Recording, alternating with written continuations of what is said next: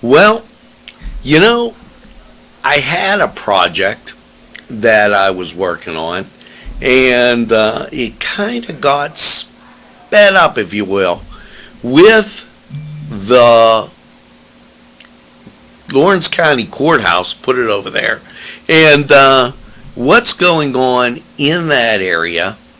You might notice the excavation and taking down of a wall that was a little suspect. So I decided to do the whole show, this historical moment, which the girls did this summer, and they did an excellent job, with some extra information that we found. And we'll start up on top of the hill with a place that I had been asking about called Jackson Park.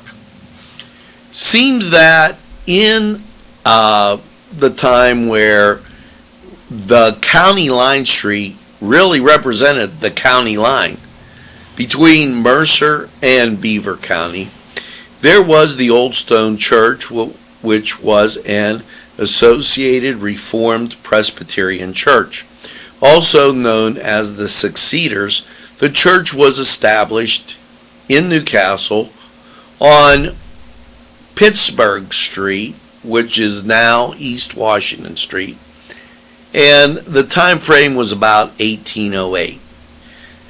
The Old Stone Church was the location of the previous construction of the Lawrence County Courthouse that took place in 1849 and to 1852. Now I'm going to show you, if you look right below the clock, you'll see a square above, the pillars, and they call them, or they call those pillars a Roman type style. Well, there are a few names there that you should be aware of, and they were the first county commissioners here in Lawrence County.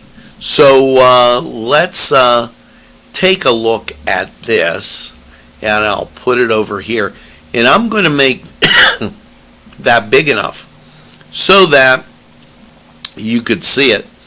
Now here's the names. John Randolph, that's on the right next to my elbow.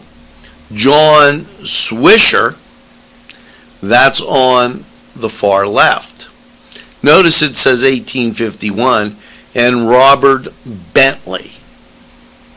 Now this area, kind of important and has a lot of historical significance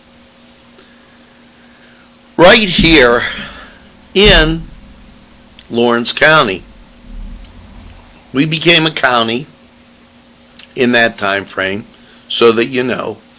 The cemetery was one of the oldest in Newcastle, next to the Old Stone Church, which was the location of the courthouse. The cemetery was one of the oldest in the city in the late 1890s. The establishment of the public school on Pittsburgh Street influenced the winding road, encroaching on the church and cemetery. Now, in and with this church, one of the members was Colonel Oscar Jackson. And the discussion began about the cemetery and its deferred maintenance. Colonel Oscar Jackson began to take the lead on the preservation of the cemetery and its maintenance. As a representative, he passed a bill that would set aside money for its upkeep. The last action of the congregation was to create a wooden fence around the cemetery and set aside money for the upkeep for the cemetery for 99 years. When Colonel Jackson stepped into the position of advising on the cemetery after the death of his father, he opposed the relocation of the cemetery to Greenwood Cemetery in order to develop the Pittsburgh Street Business District in 1907. However, Colonel Jackson's death in 1920 and 1921, the petition was brought up again and brought forward in 1921. The bodies were exhumed in the lower half of the Greenwood Cemetery. They were brought in a document, and then the tombstones, everything was laid out, and they were moved. In the 40s, following World War II, individuals on the east side organized a monument erected to the site of the veterans.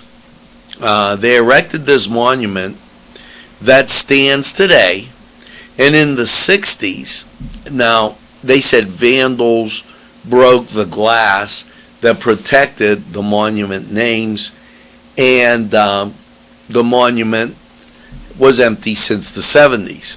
However, when you read what actually happened, and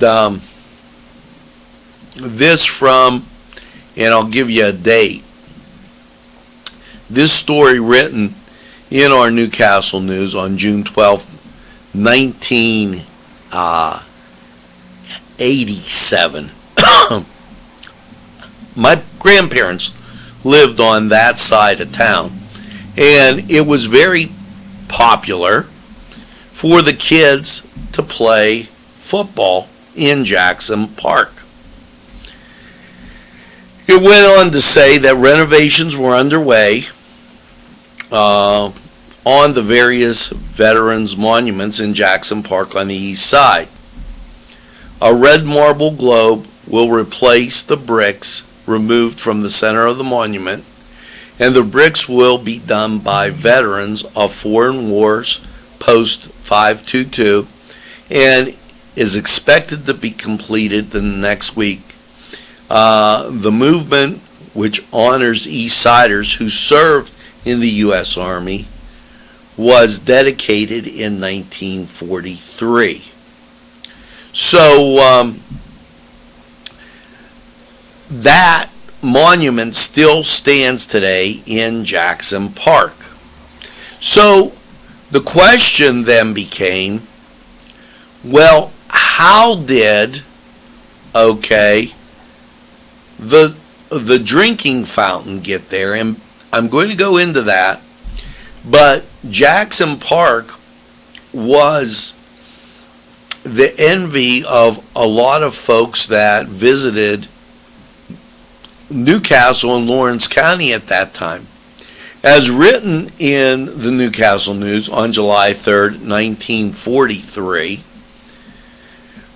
they talked about Jackson Park and its beautiful rose bushes. This morning at Jackson Park East, Washington Street, a pink rambler rose bush was blooming beautifully and was very noticed and able by passers-by. The bush is about in the middle of the park and surrounds a post atop which a bird house was put. The benches in the park were patronized, established by persons who climbed the long hill topping the rest and beneath a spell. So it was, Jackson Park had that nature respect to it, and the folks that went to the Old Stone Church would have picnics and what have you there. Now, in order to add some beauty and functionality to the park, Owen Fox and members of the park force installed a drinking fountain in Jackson Park on East Washington Street, where the benches for men and women who reside on the east side. It is the first time in the Jackson Park history that a drinking fountain has been there. And you're probably, asking, well, when did they install that?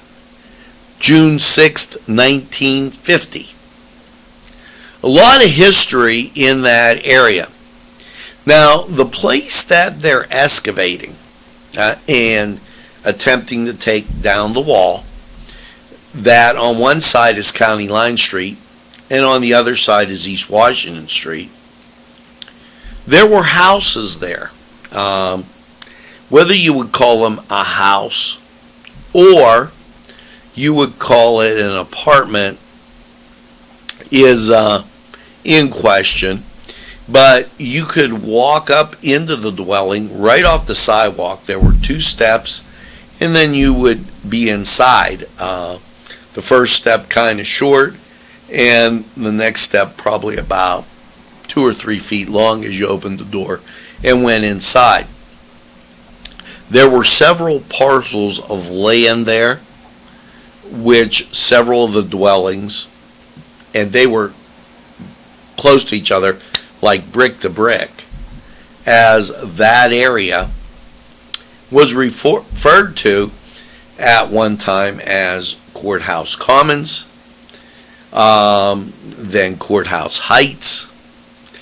It will be interesting moving forward to see if they can beautify that area and make it the attraction and a great way as coming into the city that you would see our beautiful courthouse along with the plaque honoring the first 3 council, or the first 3 commissioners, in that area. So I'm Angelo Parada for NCTV45. I just thought you'd want to know about the historical moment and historical Jackson Park and the courthouse area. And, we'll have to see what's going on. Thank you for tuning in to NCTV45. Remember, we're available anytime on your time. A train that runs on your schedule, it's NCTV45. Thanks, and by all means,